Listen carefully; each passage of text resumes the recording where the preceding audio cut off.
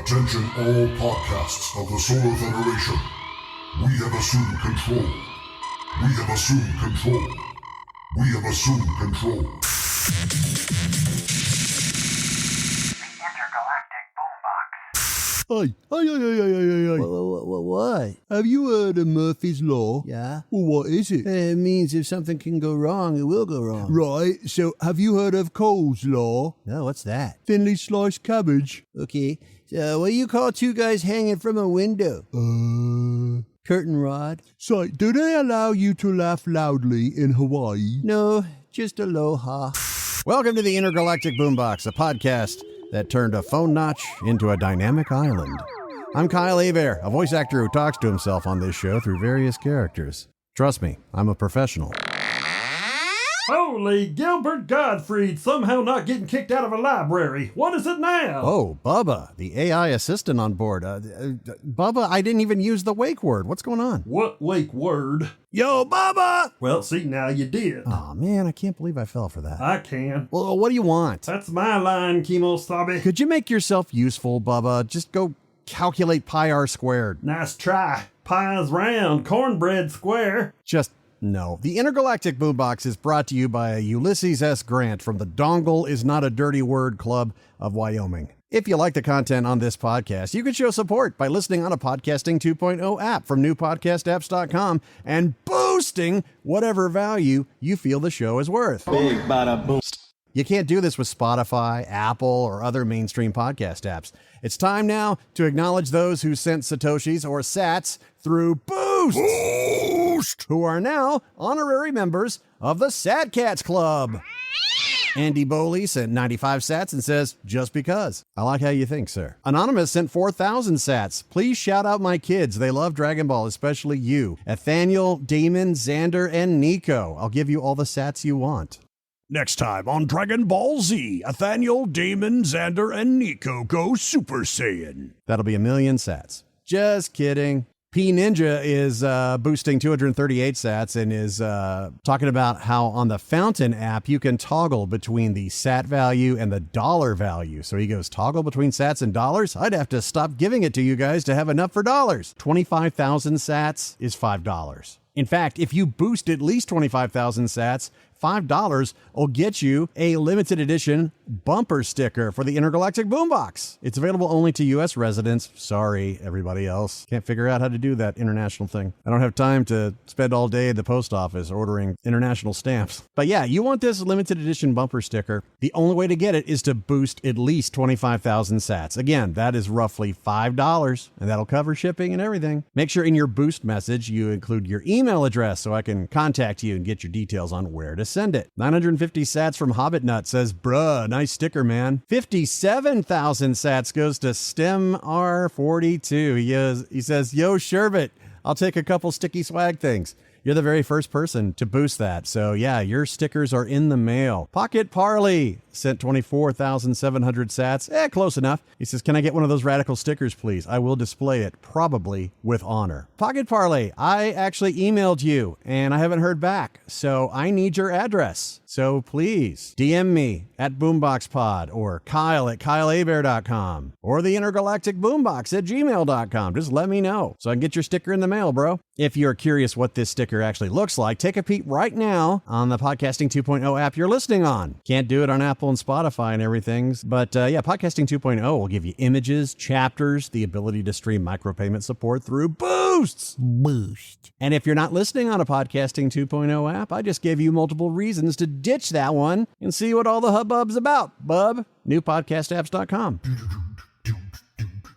The question of the week. House of the Dragon or Rings of Power? I haven't seen Rings of Power, but I'm all caught up on House of the Dragon. I'm digging it. It's not as great as the 90% of Games of Thrones was, but I think it's off to a solid start. Love Lord of the Rings. The Hobbit did not interest me, so I'm even less interested in the prequel. Pumpkin Spice says, what I'm liking from both is the art direction. These shows are oozing with fantasy aesthetic and 4K that I super love. I honestly wasn't prepared to return to Westeros because I'm a little exhausted with shock writing and entertainment, but so far, I'm enjoying House of Dragons. Chrono Saiyan says, I've been enjoying both, but honestly, I've been enjoying Rings of Power more. I've always been a huge fan of the extended Tolkien lore and getting to see even the briefest bits of some incredible stuff I've loved. My buddy Jeff Lee says, Rings of Power. I understand, Jeff. Yeah, like I was saying before, the trailer to House of the Dragons just looks like, wow, this looks like a lot of cosplayers. Jared Scott says, I'm enjoying Rings of Power more than House of the Dragon at the moment. I'm waiting for House of the Dragon to get to the actual story they're going to tell. These first 4 episodes are just preamble for what is to come. Dan Durrett says, House of the Dragon. Matt Smith is awesome in it. I totes agree, Dan. Tyrannosaurus Solipsist says, I haven't started House of the Dragon yet. Probably won't if I have to finish the rest of Game of Thrones to know what's going on. No, it's not a sequel, it's a prequel. Mobile Suit Gun Dan says, both, equally and for different reasons. I will say that Game of Thrones is just retreading old ground, though. Eric says, I'm not watching either yet. Honestly, not planning on HBO anytime soon. I'm like close to a year behind on shows because of work. I hear that, dude. I've only seen 1 episode of the latest season of Stranger Things. Alexandra Periton says, Rings, but I like world building upon something I'm already familiar with. So, okay. Christian says House of the Dragon for me, but I'm happy to have both. Joseph Contrino says House of the Dragon. Strike Lightning says Rings of Power. Steven says Rings of Power is sort of like Lord of the Rings abridged. Does that mean it's full of jokes? Rim says, I heard House of the Dragon is good. I think it is. Apep Lord of Chaos says Critical Role. LOL. Excellent choice, sir. Aaron Campbell says House of the Dragon for sure. They're back to the roots of OG Season 1 Game of Thrones. Luis Bermudez says Rings of Power by far. House of the Dragon is a bit of a slow burn, and I've got trust issues from last season, so they got to work harder to earn my trust. John Arbuckle replied to that, says, slow burn? You haven't been watching through episode 4. They skipped like 3 years by that episode. N8 says Rings of Power, not giving Game of Thrones another chance. Kaori says House of the Dragon, and it's not even close. Question. Meta is about to drop their high-end Meta Quest next month, and the PSVR 2 is set to release next year. Are you hopping on the VR bandwagon? Which way are you leaning? PSVR 2, Meta Quest, HTC, holding out to see what Apple does? Considering the new Meta Quest is supposedly going to run you $1,500, I'll stick with my regular Oculus Quest that I got back when it was still called Oculus. Any of these companies' new products tempting you to make the plunge into VR, or could you care less? Or are you still waiting for the VR to get like even better and cheaper? Boost your thoughts on a Podcasting 2.0 app or at BoomboxPod on Twitter. Apple announced their iPhone 14 line recently, and the feature getting the most buzz is what they call Dynamic Island, available on the higher tiers, the Pro and the Pro Max. It's where the annoying notch is, but they've turned it into an interactive notification hub. From launch, the Dynamic Island can display 30 different types of notifications that will, of course, increase over time. The notch on the new iPhone 14 Pro and Pro Max now looks like a pill, and the size expands and contracts depending on the notification, or if you click on it, which opens the app it's pertaining to. It's really cool turning a bad thing into a cool thing. Of course, the front-facing camera lens is on the right-hand side within that pill-shaped area, so I'm worried my grubby fingers will smear the lens as I click on different notifications, and suddenly my selfie pictures look like I'm in a fog. Meanwhile, developers are already programming their fingers off with new ways to interact with the Dynamic Island. Chris Smolka, who designed the hit app Waterminder, has already developed a Pong-type game called Hit the Island. Excusez-moi, El Capitan. Yes, Gits? Did you say bong? No, I said Pong. P-O-N-G. Oh, never mind. Yeah, you almost made us want to have an iPhone, mate. Sorry to disappoint, Shiggles. It's all right, we still love you. I feel the love. IGN is reporting that another beloved movie series is now getting a TV spin-off, this time a sequel, Blade Runner 2099. As executive producers Ridley Scott and Michael Green. He wrote the Blade Runner 2049 script, teaming up with Amazon. Now, I love both films, but I'm worried they're putting the cart before the horse here, and we'll end up with another super expensive show that'll suddenly get canceled, like Ridley Scott's excellent Raised by Wolves on HBO Max. Granted, that was a new IP, so will having a classic sci-fi name garner a bigger viewership? Now, as beloved as Blade Runner 2049 is, it didn't exactly light the box office on fire, but neither did the original Blade Runner. And I'm not hearing much buzz with the tie-in animated series from last year, Black Lotus. For Blade Runner 2099, there are no actual plot details yet. This scoop is still piping hot. Here's hoping it doesn't languish in production hell, and if it does get made, here's hoping it's good and enough eyeballs pay attention so the whole story can actually be told.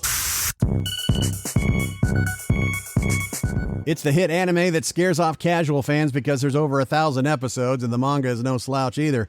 I'm talking about One Piece. It's been going for 25 years in manga form and is still going. But what's come out so far is now being compiled into one giant graphic novel from JBE Books with over 20,000 pages. And will retail for nearly $2,000. Bada bop boom pow. But don't get too excited. If you happen to have that kind of chump change just lying around, you will not be able to get your hands on one of the 50 copies being made, as pre-orders are already sold out. Oh no! Now, attempting to read this would be a challenge to say the least. It is almost 3 feet long and weighs nearly 40 pounds. I mean, would you want to bend the spine on a book you paid that much for anyway? As a hardcore One Piece fan, try to convince your friends who've never seen or read it before to start. From my top secret underground bunker in Pahrump, Nevada, where we know there's no such thing as a flat earth. People are too round. It's more like a fat earth. Ken, dude, don't be body shaming on my podcast, man. Herbert, get it right. I'm flat shaming. Having a spare tire around your gut's a good thing. It'll keep you nice and insulated during a nuclear winter. Oh, okay. Anyway, it's time for all the news you can't use. I love you, Ken. Go lick a cheese grater. Page 1. Japan is a fascinating exotic land full of rich history, art, culture, and weird food items that make you say, "Oh, Japan." All sorts of products that would never see the light of day anywhere else, and I'm good with that. Let's take butter, for example. Now, I love me some butter. It's great on toast, baked potatoes, waffles, and such, but I've never once said to myself, I wonder what it would taste like as a dessert beverage. Well, the folks at Japan's Family Mart convenience store chain beat us all to the punch. The butter drink is exactly that, but it's not totally liquid. It's more like a white yogurt consistency, and it comes with a straw. You want to slurp your way into dying alone because your friends avoid you? Head to Japan. Be my guest. I'm so not into this that my nipples are inverted. Page 2. Roses are red, violets are blue. People are idiots. This much is true. Happy hour at the Maddock Bar in North Dakota is usually limited to humans. But some crazy lady thought it'd be a good idea to bring a raccoon with her into the establishment and show it off. Thanks to this yahoo, nearly a dozen patrons may have possibly been exposed to rabies. Authorities warn that if a raccoon bit anyone or got its drool all over them, it'd be in their best interest to seek medical attention just to make sure they weren't exposed to a disease with an almost 100% fatality rate. You know, little things. Is chilling with a trash panda worth cheap beer? I'd rather practice barefoot ballet on Legos.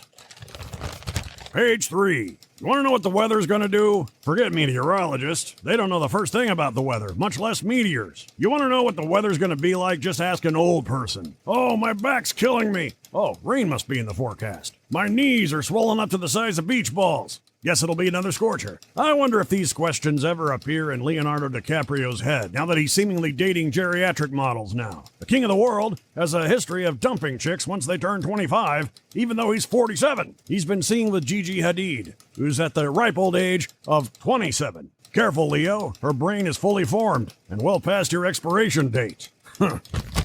And I'm spent. That's all the news you can't use. Conspiracy here with my rump in a dump in Pahrump. Crisscross will make you jump. Aw, look at the time. The Intergalactic Boombox is preheated in an oven at 450 degrees, slathered in gravy, and transported by camel to at least 30 old Radio Shack locations. Remember, kids, you are born wild. You do not deserve to be tamed. But try not to bring a raccoon into a bar, unless they're serving drinkable butter. Till next time, toodles.